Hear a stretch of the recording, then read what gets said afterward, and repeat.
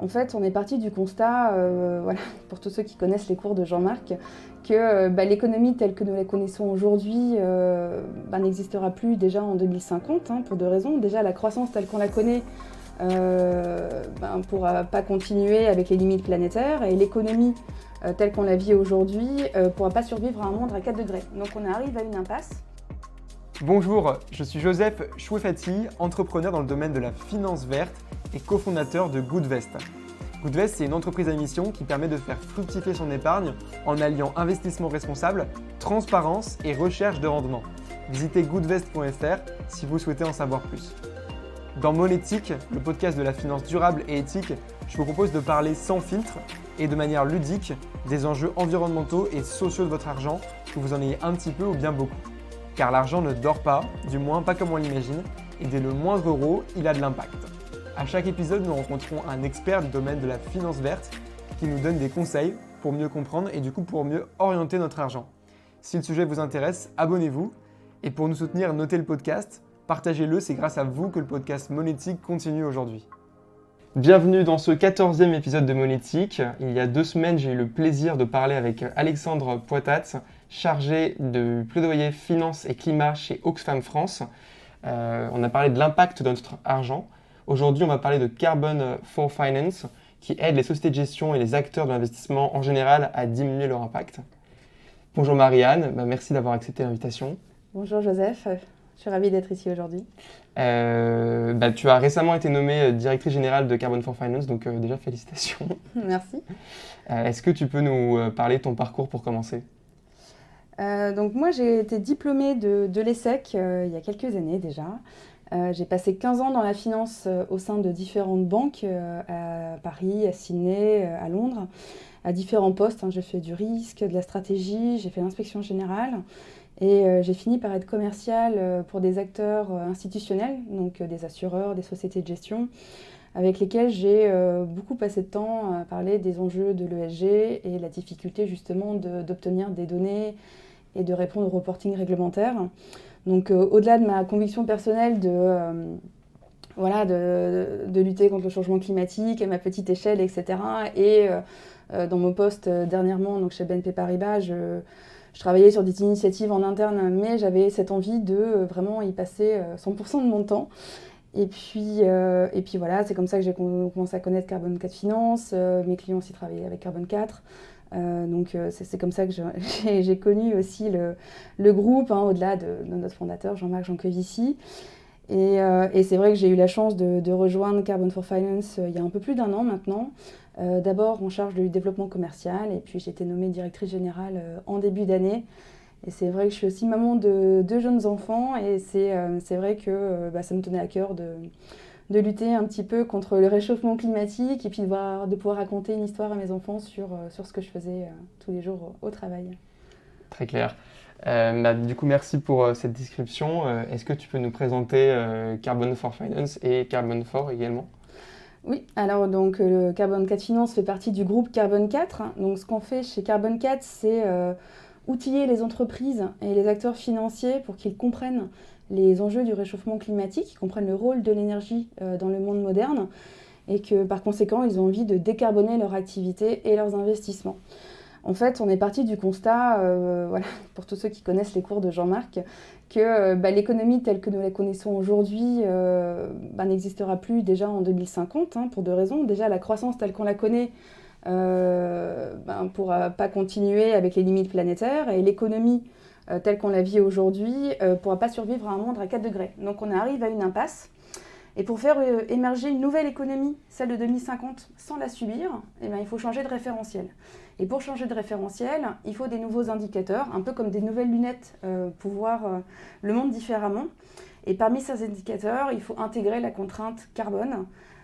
Et c'est un peu ce qu'on fait avec nos clients entreprises et nos clients financiers, c'est les aider à intégrer cette contrainte carbone dans leurs décisions de management et dans leurs décisions d'investissement. Donc le groupe Carbon 4 a été créé en 2007, d'abord par le cabinet de conseil Carbon 4 créé par Jean-Marc Jancovici et Alain Grandjean. Donc Carbon 4 fait des empreintes carbone, des missions de conseil pour accompagner les entreprises à décarboner leurs entreprises et aussi adapter leur business model face aux aléas climatiques. Et puis, voilà, après avoir fait ça pendant plus de 10 ans, ils sont intéressés aussi au secteur financier. Donc c'est assez récent. Et donc en 2016, on a créé Ok. Carbon 4 Finance pour justement développer une méthodologie qui permette de développer des indicateurs climat à destination des investisseurs pour qu'ils puissent mesurer et définir des trajectoires de réduction de leurs investissements. Donc c'est assez récent. Et puis donc du coup, on a deux business models un peu différents, c'est-à-dire que Carbon 4 Conseil a vraiment vocation à être franco-français, avec des consultants basés en France. Carbon 4 Finance et Carbon 4 Finance, d'accord, c'est pour ça qu'on n'a pas de E à carbone, a vocation à être international parce que justement on se base sur l'expertise du groupe et donc on a envie de développer ce message climat au-delà des frontières françaises. Et donc on a des clients aux États-Unis, en Europe, à Londres, en Asie, et c'est un peu la vocation de Carbon 4 Finance. D'accord. Et aujourd'hui, la majorité de vos clients restent quand même français ou c'est une majorité de clients internationaux? Alors, on a quand même une base de clients qui reste plus de la moitié française aujourd'hui, mais on voit que la part des clients internationaux est en train d'augmenter depuis un an ou deux. On vient de signer des partenariats, par exemple, avec Singapore Stock Exchange pour faire des indices bas carbone en Asie. On a des clients aux États-Unis, mais c'est vrai que déjà, la France est beaucoup plus mature sur les sujets climat. Donc, comme on a une méthodologie qui est un peu plus granulaire que certains de nos compétiteurs, c'est vrai que le marché français est beaucoup plus mature. Mais voilà, donc on a vocation quand même à essayer d'évangéliser les autres pays également. D'accord. Et entre les deux structures, du coup, Carbon 4 et Carbon 4 Finance, il y a beaucoup de collaboration justement, vu que Carbon 4 a quand même une certaine expertise de l'empreinte carbone depuis longtemps. C'est quelque chose qui a été transmis à Carbon 4 Finance. Vous travaillez ensemble On travaille ensemble. Il y a quand même une muraille de Chine entre les notations qu'on peut donner aux acteurs, aux entreprises par rapport à celles qui ont également des missions côté conseil, hein.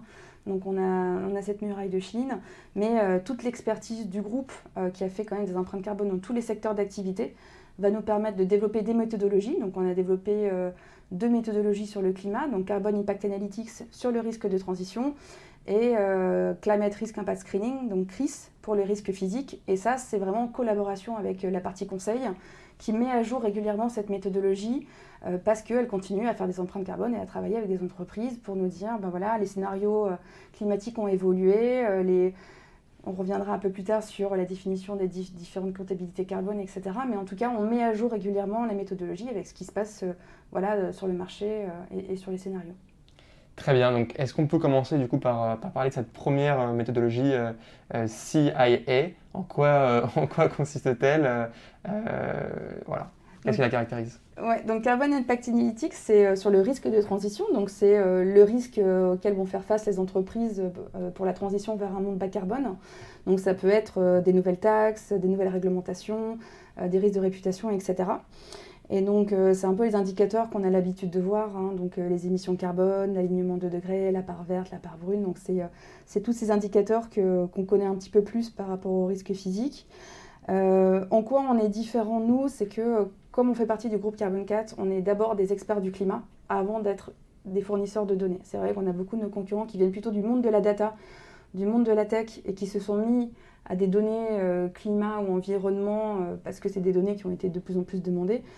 Nous, en fait, on se positionne plutôt comme des experts et on accompagne nos clients dans ce sens. Donc, on va vraiment repartir un peu comme le fait Carbon 4 quand il fait des bilans carbone. On va reconstruire ces émissions, on va utiliser les mêmes facteurs d'émission, les mêmes méthodologies, on va faire des mini-bilans carbone en se basant sur des données publiques. Donc, c'est vraiment la grande différence. C'est ce qu'on appelle une approche bottom-up, hein. C'est qu'on va regarder exactement ce que fait l'entreprise. On va collecter des informations opérationnelles. Par exemple, pour un pétrolier, on va regarder le nombre de barils de pétrole qu'elle a pu produire, raffiner, transporter, etc. On va multiplier ça par des facteurs d'émission qu'on a en collaboration avec la partie conseil. Et on va recalculer ces fameuses émissions scope 1, 2 et 3. Donc pour ceux qui ne connaissent pas vraiment pas encore très bien la comptabilité carbone, voilà. Donc par exemple, je suis Renault, mon scope 1 c'est mon usine, c'est mes émissions directes. Mon scope 2 c'est l'énergie que je vais utiliser pour faire fonctionner mon usine, hein, c'est ma facture d'électricité. Et mon scope 3 amont, c'est toute la partie fournisseur, donc toutes les pièces détachées et tout ce dont je vais avoir besoin pour faire tourner mon usine et construire mes produits. Et donc le scope 3 aval, c'est ces fameux produits, donc les fameuses voitures qui vont sortir de l'usine et qui vont être du coup vendues aux clients. Donc il faut bien comprendre que quand on parle de risque de transition et qu'on parle de risque, il y a vraiment une interdépendance entre tous ces scopes et sur toute la chaîne de valeur. Et c'est ça qu'il faut vraiment prendre en compte. Donc quand on voit certains acteurs ou certains reportings qui se limitent au scope 1 et 2, on voit qu'on passe quand même à côté du sujet de la gestion du risque de transition. Si je reprends mon exemple de Renault, les nouvelles réglementations, les nouvelles taxes vont pas être sur le fait que Renault a amélioré ou pas sa consommation d'électricité, elle va être sur le fait que les voitures qui vont sortir de l'usine, est-ce qu'elles sont thermiques, diesel, est-ce qu'elles sont hybrides ou électriques, et est-ce qu'en 2030 ou 2035, on voit qu'il y a déjà beaucoup de pays qui sont en train de mettre en place des taxes sur les voitures diesel, est-ce que mon business model va rester viable si je ne change pas du coup la manière dont je produis mes véhicules. Et donc, c'est toutes ces questions. Nous, on vraiment milite sur l'importance de ce scope 3. On voit bien qu'avec la Covid, on a déjà vu en fait cette interdépendance des différents secteurs d'activité. Si je n'ai pas mes composants pour construire mes ordinateurs et si je n'ai pas d'acheminement de ces produits vers mes consommateurs finaux, l'activité, elle est à l'arrêt. Et c'est un peu ça qu'on essaye de faire passer. La Covid, finalement, a été un petit peu un réveil matin pour beaucoup. On est de plus en plus sollicité justement en se disant « Ah, finalement, c'est pas juste ces fameuses théories de l'effondrement qui n'arriveront jamais. Si, ça peut arriver. Et quand ça arrivera, ça va faire mal. Et quelque part, il faut mieux s'y préparer. » Et donc, c'est pour ça que nous, on a développé ces méthodologies pour bien capter ces interdépendances et bien calculer toutes ces émissions. On a beaucoup de détracteurs qui disent « Oui, mais les émissions Scope 3, ça veut rien dire, on n'arrive pas à les calculer, etc. C'est pas fiable. » Nous, en fait, on repart de bases scientifiques, de bases rigoureuses pour recalculer ces émissions. Donc oui, on y arrive. Et oui, il faut les prendre en compte pour bien prendre en compte ce risque de transition. D'autant plus que le scope 3, ça représente une partie importante en fait, des émissions de CO2 d'une entreprise. Effectivement, quand tu prends le secteur pétrolier, 85% des émissions viennent du scope 3. Donc aval, le produit. Pareil pour le secteur de l'automobile. Enfin, il y a beaucoup de secteurs pour lesquels finalement c'est ce fameux scope 3 qui est prédéterminant. Et quand on regarde dans les rapports annuels, finalement le scope 3 c'est souvent le déplacement des employés en avion, etc. Enfin, qui reste très très marginal par rapport au reste des émissions.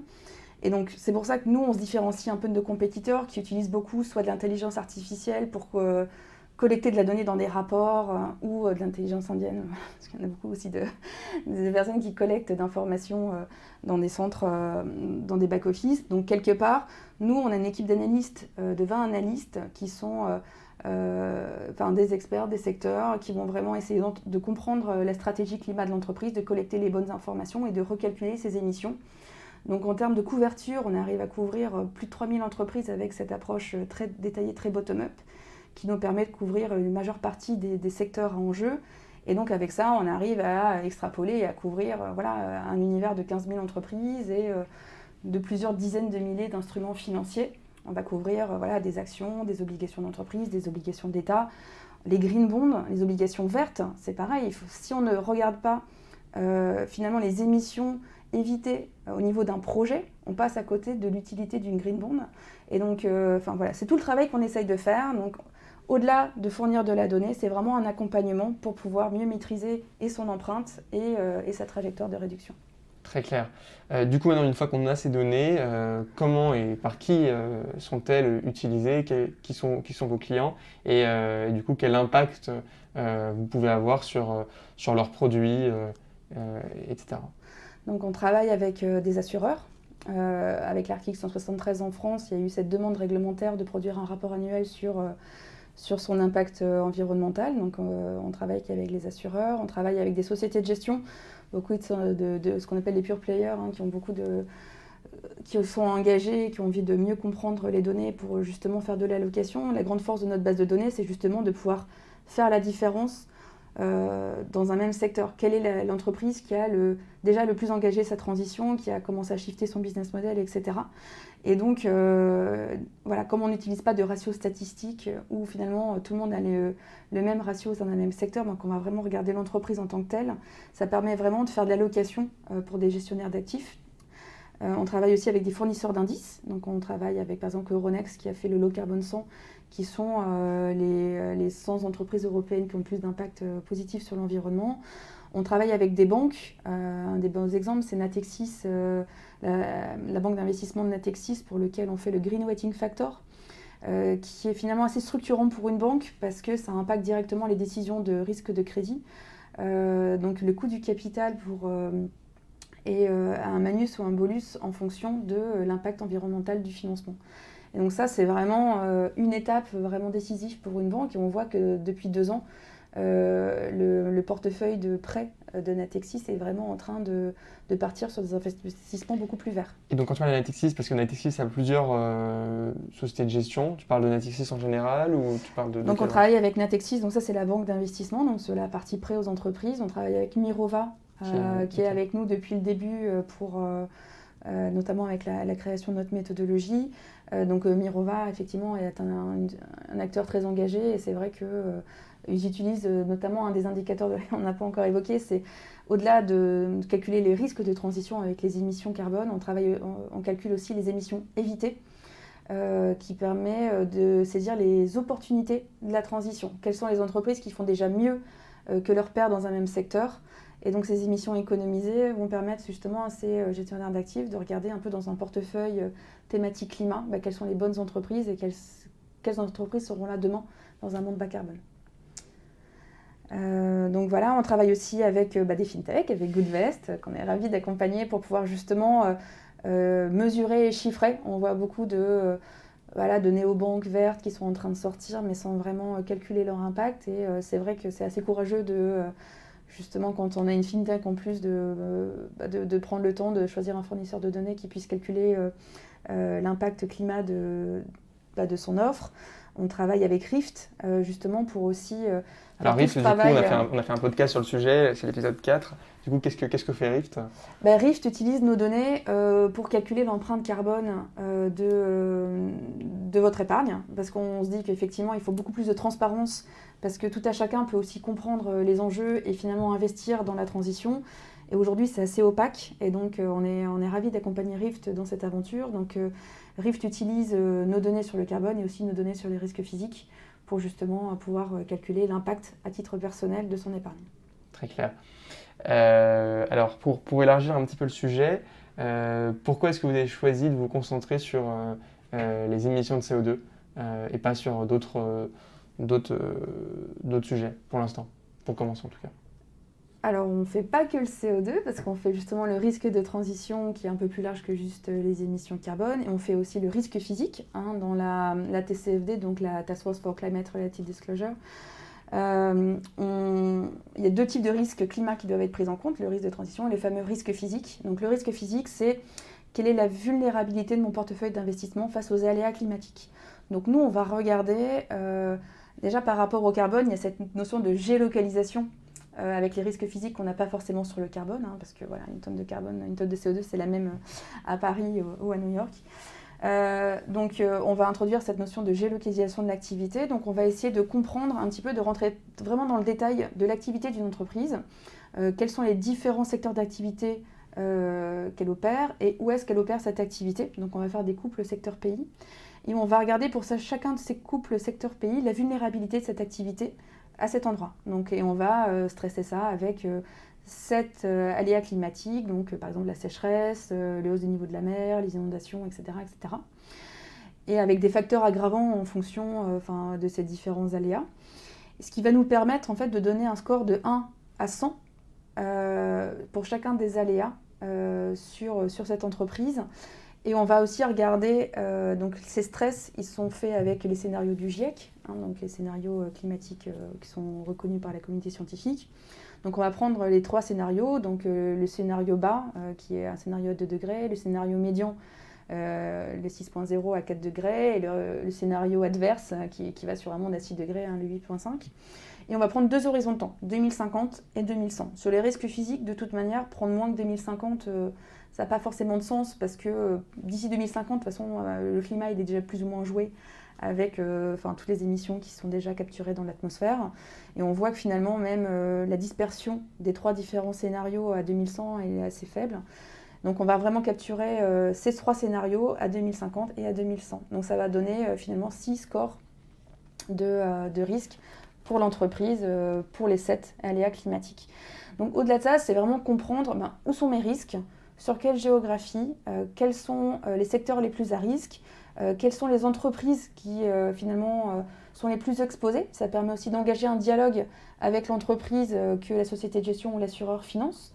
Pour un assureur qui a plutôt une logique d'investissement à long terme, c'est intéressant de voir aussi où est-ce qu'est mon risque. Donc ça, c'est assez important. Et donc, on voit qu'aujourd'hui, le risque physique, ça n'a pas forcément pris en compte parce qu'il y a eu moins de réglementations qui ont poussé à reporter ce risque physique. Mais dans les stress tests climatiques qui vont avoir lieu, ça va être quelque chose qui va être de plus en plus mis à l'ordre du jour. Ça marche. Du coup, on parlait tout à l'heure du calcul avec l'exemple du scope 3 d'une entreprise comme Renault. Est-ce que vous pouvez aussi le faire pour les États? Et si oui, comment vous faites? C'est une bonne question. Donc nous, en fait, on va regarder, par exemple, pour une dette souveraine, quelle est, pour 1 euro de valeur ajoutée, donc pour 1 euro de PIB, quelles sont les tonnes de CO2 qui ont été émises par le pays. Et ça va vous permettre de choisir finalement entre une dette française ou une dette australienne, laquelle est la mieux. Donc pour les États, on a une méthodologie Carbon Impact Analytics qui a été un peu adaptée, parce qu'on n'a pas forcément. Donc on va regarder par exemple les objectifs de réduction qui ont été mis en place par le pays. On voit que par exemple les États-Unis qui viennent de rejoindre les accords de Paris ont redéfini leur NDC. L'Allemagne qui vient d'être, la Cour de justice allemande qui a justement mis en cause l'État a redéfini aussi sa NDC. Donc on va prendre en compte ces objectifs, on va les regarder, on va les challenger, on va regarder les émissions qui sont produites sur le sol du pays et les émissions qui sont importées. Parce que finalement, on voit qu'en France, même si on fait des efforts, si la plupart des importations viennent de pays qui sont très carbonés, le sujet n'est pas traité. Donc on va regarder vraiment ça différemment. On va regarder aussi la dépendance du pays aux énergies fossiles. Par exemple, les pays des Émirats, j'y ai arrivé, ils sont très très exposés aux énergies fossiles, leur PIB en dépend. Donc on va vraiment voir aussi à quel point le pays va pouvoir survivre dans un monde bas carbone. Donc on va prendre différents indicateurs en compte et on va regarder aussi la trajectoire de décarbonation de l'entreprise, de l'État. Pardon. Ça marche. Et donc, est-ce qu'il y a d'autres outils que vous souhaitez développer à l'avenir, sur lesquels vous travaillez actuellement? Effectivement, là, on a vu qu'en 2021, il y a un fort intérêt sur la biodiversité, avec la COP 15 qui arrive en novembre cette année pour justement définir les objectifs comme on a pu faire sur le climat. Donc sur la biodiversité, on est loin, on est là où on était sur le climat il y a 20 ans. Et la biodiversité, c'est un peu clé, ça regroupe un peu tous les sujets qu'on traitait avant. Donc on reprend cette problématique de réchauffement climatique, l'impact sur la planète, la géolocalisation de l'activité, etc. Donc on s'est autant sur le climat, on avait la partie Carbone 4 Conseil qui avait cette expertise de l'empreinte carbone qui nous accompagnait. Sur la biodiversité, on a fait un partenariat stratégique avec CDC Biodiversité, donc la Caisse des dépôts et des consignations, qui a lancé une filiale sur la biodiversité. CDC Biodiversité a développé une méthodologie qui s'appelle le GBS, le Global Biodiversity Score. Et le GPS, justement, permet de calculer l'impact biodiversité pour les entreprises. Donc ils font aussi ce travail d'empreinte biodiversité pour les entreprises, mais aussi utiliser du coup cette méthodologie pour les investissements. Et donc on va faire exactement la même chose qu'on a fait sur le climat, c'est-à-dire décliner cette méthodologie dans une base de données d'indicateurs biodiversité à destination des investisseurs pour justement pouvoir calculer l'impact biodiversité de leurs investissements et pouvoir justement identifier des trajectoires de réduction quand il va y avoir des nouvelles targets qui vont être définies justement par les consortiums internationaux. Cette base de données va s'appeler BIA, donc Biodiversity Impact Analytics, avec la méthodologie GBS. On la lance justement ce mois-ci. Donc on a eu un premier client pour lequel on a fait le rapport annuel justement sur l'impact biodiversité. Ça nous a permis de mettre déjà toutes nos données sur l'univers européen et on complétera notre univers de couverture au monde d'ici cet été. C'est un véritable enjeu pour nous. On voit qu'il y a beaucoup de questions autour de la biodiversité. Il y a beaucoup de think tanks, d'initiatives qui ont été lancées. Il y a notamment le Financial Pledge for Biodiversity avec presque 30 signataires maintenant d'acteurs financiers dans le monde qui ont envie de prendre en compte la biodiversité dans leurs investissements. Donc il y a un vrai engouement. Et donc on est ravis d'avoir ce partenariat avec CDC Biodiversité parce qu'on a un peu cette même approche assez scientifique, assez rigoureuse sur les indicateurs, la transparence pour que les données soient bien appropriées par les utilisateurs et reconnues par la communauté scientifique. Donc on travaille vraiment main dans la main avec CDC Biodiversité. Donc on va introduire un nouvel indicateur. Bon, déjà on a mis à peu près 10 ans à comprendre les ordres de grandeur de la tonne de CO2, donc maintenant ça va être le MSA. Le Mean Species Abundance, qui permet en fait de regarder Le nombre d'espèces. regarder un petit peu où en est l'état d'un écosystème. Donc par exemple, un MSA à 100%, c'est une forêt vierge en Amazonie où l'écosystème n'a pas du tout été touché par l'homme. Et un MSA à 0%, c'est la dalle de parking où voilà, on a tué toute la biodiversité. D'accord. Donc on va pouvoir regarder plein de choses. Après sur la biodiversité, on peut avoir d'informations très granulaires comme des inventaires écologiques, donc c'est pas forcément très facile à trouver à grande échelle. Et après, à l'autre extrême, on a des données financières avec énormément de proxy. Donc nous, ce qu'on va faire, c'est se retrouver au milieu. On a déjà fait tout ce travail pour le climat de identifier l'activité d'une entreprise, comprendre son business model, détailler ses sous-activités. On a les données sur la géolocalisation avec notre base de données sur les risques physiques. Donc on a déjà tout ce travail de comprendre l'entreprise. Et en fait, comment marche le GBS, c'est regarder des données financières, des données d'activité de l'entreprise, les traduire en pression. Donc on a des pressions terrestres et des pressions aquatiques. Donc des pressions terrestres, ça peut être le réchauffement climatique, l'utilisation des sols par exemple pour l'agriculture, l'écotoxicité, etc.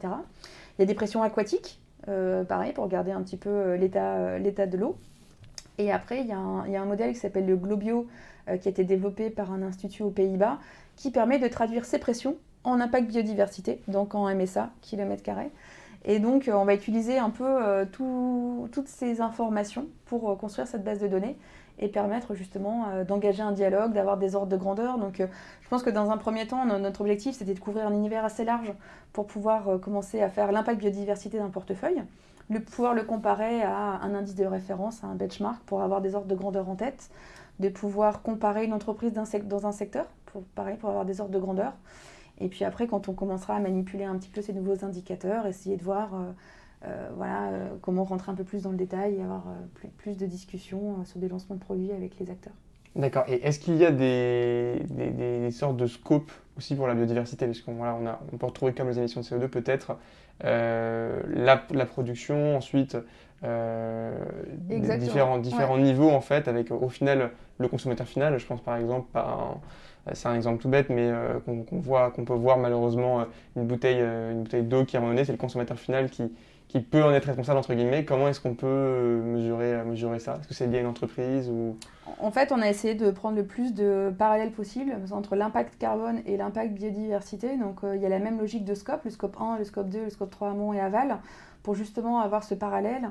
Et puis même sur tout ce qu'on a pu développer sur l'approche vis-à-vis d'un portefeuille diversifié, les retraitements de double compte possible, etc. Je ne vais pas rentrer trop dans le détail, mais en fait, on va pouvoir exactement avoir les mêmes principes, les mêmes déclics entre la biodiversité et le climat. C'est pour ça que finalement, pour nous, c'était une nouvelle marche assez logique dans le développement de notre offre. Très clair. Un autre axe du coup que vous cherchez à développer, ça va plutôt être la partie pédagogie pour les particuliers, comme ce que vous pouvez faire avec Rift aujourd'hui. Est-ce que tu peux nous en parler un petit peu plus ? Donc, dans le groupe Carbon 4, il y avait la partie conseil, la partie finance, et il y a une nouvelle initiative cette année qui est la Carbon 4 Academy, pour justement accélérer sur la formation.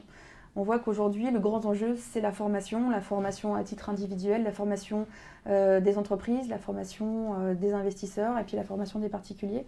Donc, on a cette volonté vraiment d'offrir cette offre et puis cette connaissance au plus grand nombre. Donc, il y a eu un premier module qui était climat et entreprise pour justement réexpliquer les enjeux du réchauffement climatique, le rôle de l'énergie, etc. Bon, en gros, c'est les cours de 10 heures de Jean-Marc réduites en module avec beaucoup de cas pratiques, en petit comité, pour justement pouvoir poser des questions, pour que ça soit interactif et qu'il y ait des vrais échanges et une montée en compétences. Et on va sortir un nouveau module en septembre pour climat et finance, pour vraiment axer cette formation sur aussi la réglementation climatique pour la finance, les enjeux, le rôle de la finance dans la transition, des études de cas, etc. Enfin, il y a énormément de réglementations qui sont en train de sortir avec la taxonomie européenne pour la part verte, SFDR, donc les règlements disclosure, l'article 29 de la loi énergie-climat. Enfin, si on veut lister toutes les réglementations, c'est assez long, donc c'est pour ça que les modules vont être assez riches.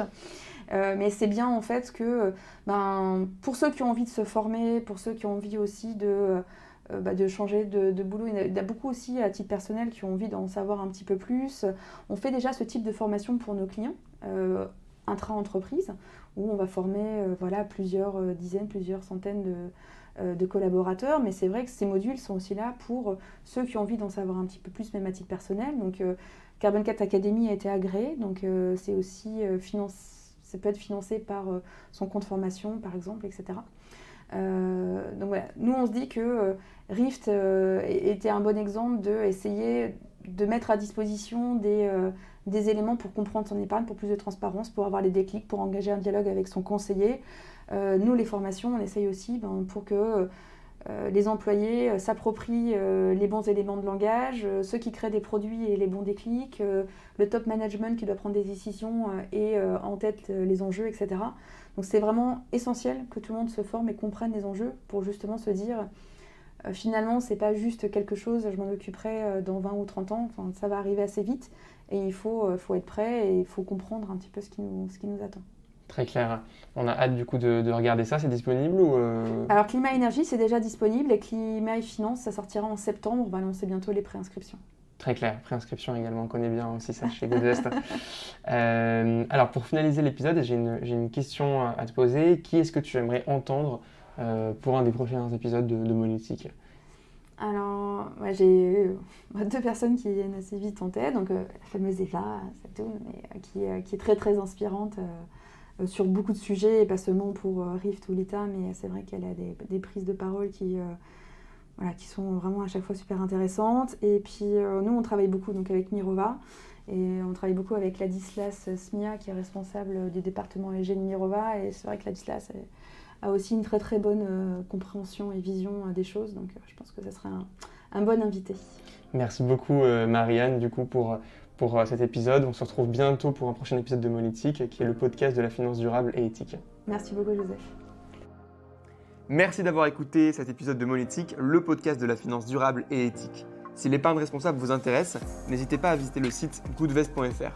Vous pouvez retrouver Monétique sur goodvest.fr/monétique, ainsi que sur les plateformes de streaming Spotify, Apple Podcast ou Deezer. Votre soutien compte, c'est ce qui nous permet de continuer. Donc abonnez-vous, notez le podcast 5 étoiles et partagez-le autour de vous. Enfin, ce podcast doit être collaboratif, alors envoyez-moi vos idées de sujets et d'invités à monétique@goodvest.fr. Nous revenons dans 2 semaines avec un nouvel épisode. À bientôt sur Monétique.